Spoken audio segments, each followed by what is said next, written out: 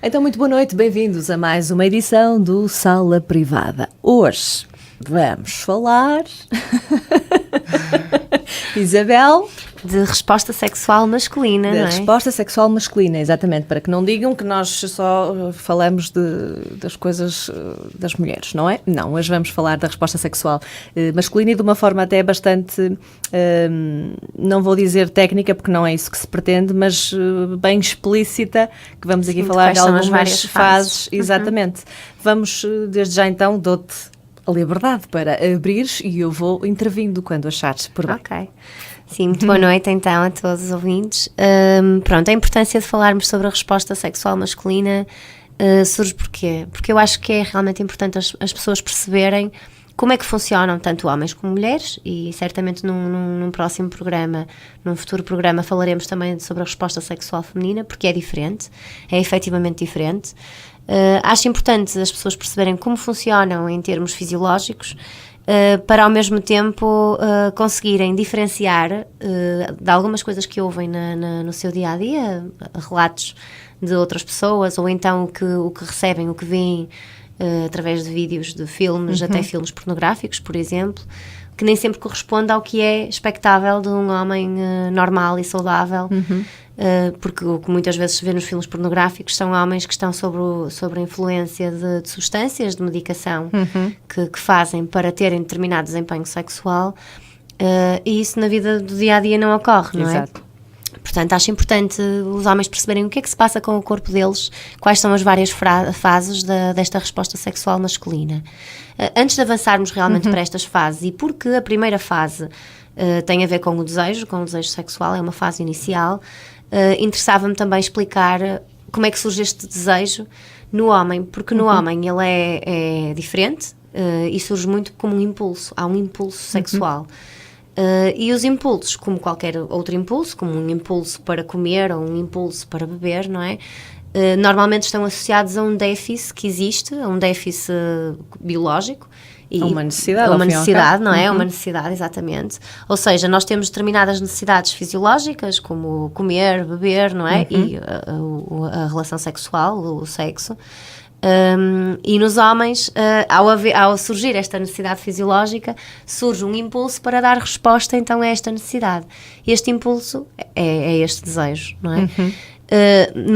Eu nem referi, mas acho que é interessante também explicar. Pronto, houve investigações que surgiram, houve mesmo uns investigadores que na década de 60 conseguiram em laboratório estudar como é que tudo isto se processava a nível fisiológico nas pessoas. Isto, como devem imaginar, foi um escândalo, não é? Estarem a juntar homens e mulheres em laboratório e estarem a analisar a excitação e toda a lubrificação de mulheres e tudo mais em laboratório. E conseguiram, pronto, perceber como é que na generalidade dos casos isto acontece e qual o tempo até que cada fase dura, pronto, conseguiram perceber tudo isto. E foram eles que nos anos 60, neste caso estou-me a referir a Masters e Johnson, isto são questões mais técnicas, mas ficam com essa informação, que conseguiram criar aqui um modelo. Entretanto, mais tarde surgiu uma psiquiatra que é a Ellen Kaplan, que propôs então uma fase inicial neste ciclo, que seria a fase então do desejo sexual. E então agora, neste momento, o ciclo de resposta sexual masculino é considerado com 4 fases. Sendo então que a primeira fase é o desejo. O desejo então é uma experiência muito subjetiva, é algo muito subjetivo, é único em cada pessoa e leva a que essa pessoa procure uma atividade sexual. Em termos cerebrais existe mesmo aqui umas mensagens neurofisiológicas que motivam esta busca de sexo. E lá está, este impulso, esta necessidade de dar uma resposta a algo que está ali em falta. Estes sinais, até ao momento, não foram completamente explicados onde é que ocorrem, em que parte do cérebro concretamente é que ocorrem, mas fala-se que poderá haver mesmo um centro de desejo sexual no cérebro. E que muitas vezes nos homens é estimulado pela parte visual, ou seja, o estímulo visual é mesmo muito importante para ter e para manter este desejo sexual no homem.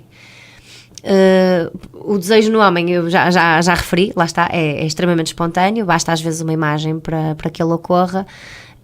Uma imagem, um pensamento, uma palavra, qualquer coisa pode suscitar isto no homem e leva automaticamente à fase seguinte, que é a fase da excitação. E então o que é que ocorre nesta fase da excitação?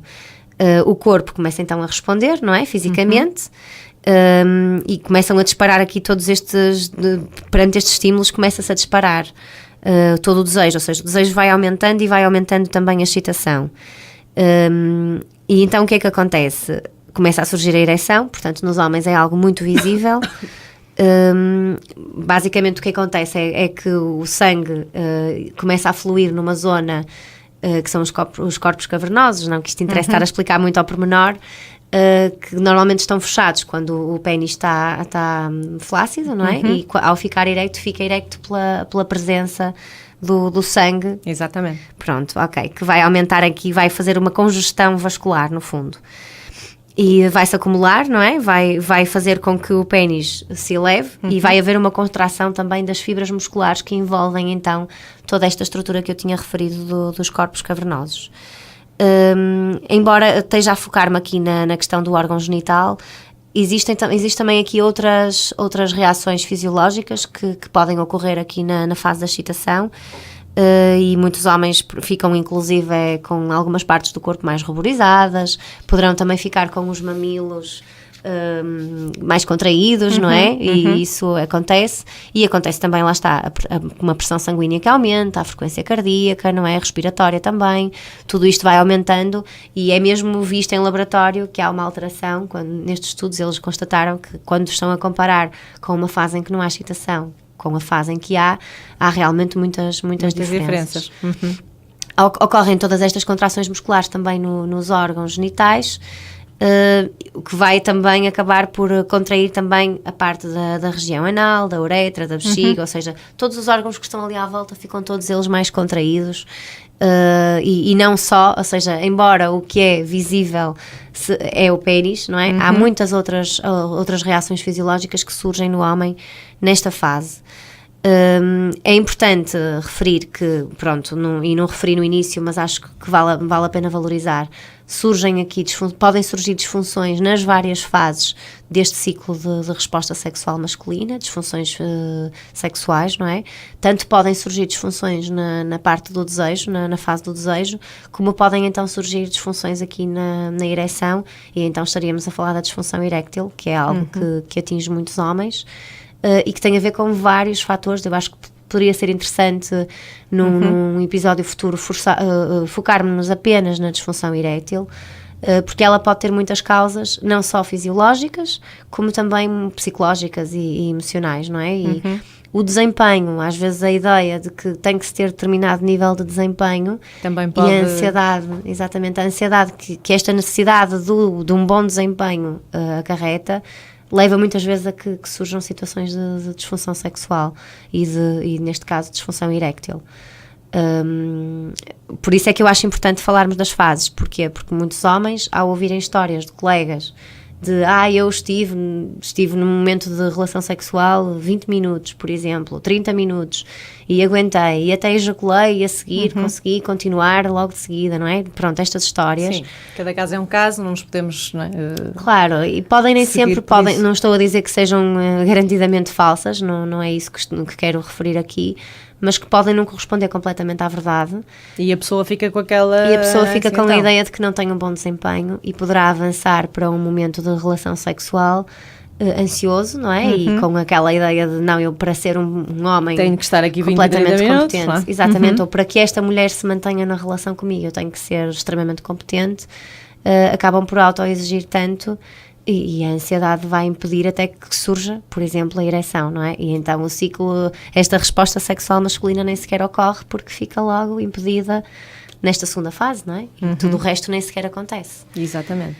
Portanto, e até porque nós, num dos primeiros programas que fizemos, falamos precisamente nessa questão do impulso sexual no homem, que ser uma coisa que às vezes a mulher não compreendia, não é? Porque claro, achava, sim, só bastou olhar para mim que ficou, portanto só me queres para isso. Mas o que é certo é que isto foi estudado, senhoras. Exatamente, não é? foi estudado e é realmente muito biológico. Exatamente. E é biológico porquê? Pois também não referi aqui uma questão que eu acho que é interessante para que seja mais fácil para as mulheres em casa perceberem, enquanto que as mulheres, como também já referimos em programas anteriores, as mulheres têm outro tipo de papéis na sociedade e na família, e isto já acompanha, aliás, isto é transversal a muitas espécies e não apenas ao ser humano.